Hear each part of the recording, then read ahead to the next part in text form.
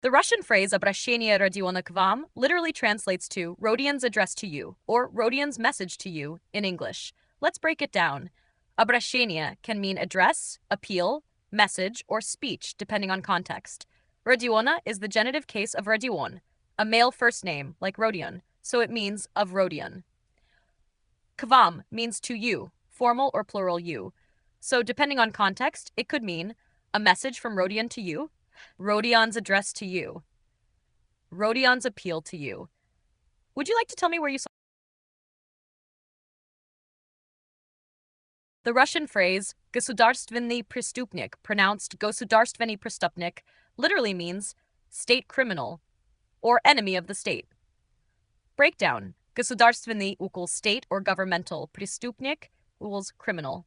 Context: it refers to someone who has committed a crime against the state, such as treason, espionage, or an act considered harmful to national security or government authority.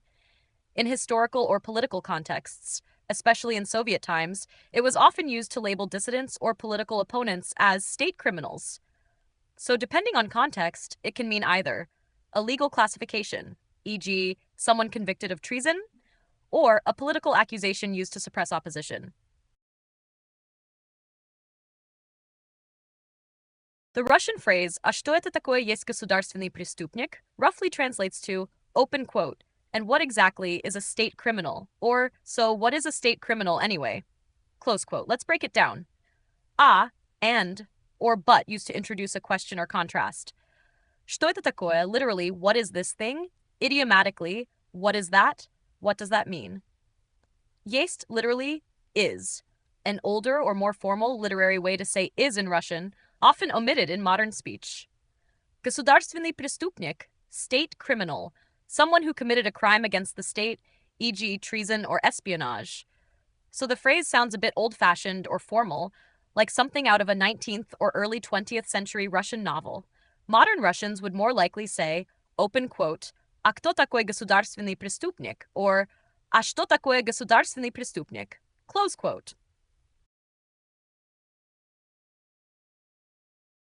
The phrase «осведомился Antoshin» in Russian means Antoshin inquired or Antoshin asked in English. Let's break it down. Осведомился, past tense, masculine reflexive form of осведомиться, which means to inquire, to ask, to find out, or to seek information. Antoshin, a surname, Antoshin, presumably the person doing the asking. So in context, something like open quote, «А где она теперь?» осведомился Antoshin would translate as, and where is she now? Asked Antoshin, close quote. It's a slightly formal or literary way to say asked or inquired.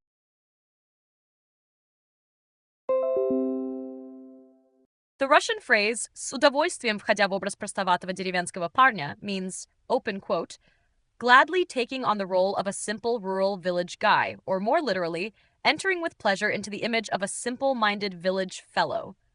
Close quote. Let's break it down. С удовольствием, with pleasure. Gladly. Входя, entering. Getting into, present participle of входить. В образ, into the image, or into the role. Простоватого деревенского парня. A somewhat simple, unsophisticated village guy. So it describes someone enjoying acting or pretending to be a simple rural man.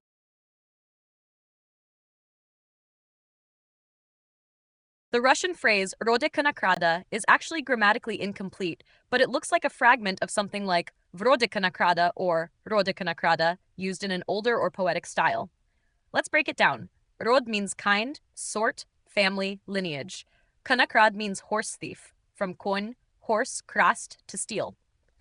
So depending on the context, «вроде конокрада», like a horse thief, or similar to a horse thief, «роде конокрада», without the preposition, might be an archaic or poetic way of saying of the kind or lineage of a horse thief, i.e., from the breed of horse thieves.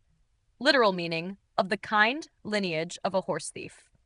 Idiomatic meaning could suggest someone shady, dishonest, or of criminal heritage, depending on context. Would you like